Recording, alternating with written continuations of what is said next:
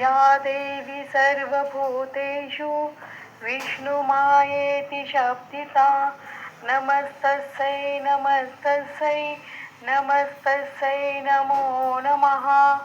या देवी सर्वभूतेषु बुद्धिरूपेण संस्थिता नमस्तस्यै नमस्तस्यै नमस्तस्यै नमो नमः।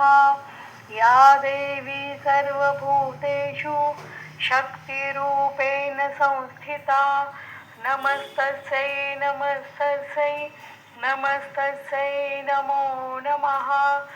या देवी सर्वभूतेषु शान्तिरूपेण संस्थिता नमस्तस्यै नमस्तस्यै नमस्तस्यै नमो नमः।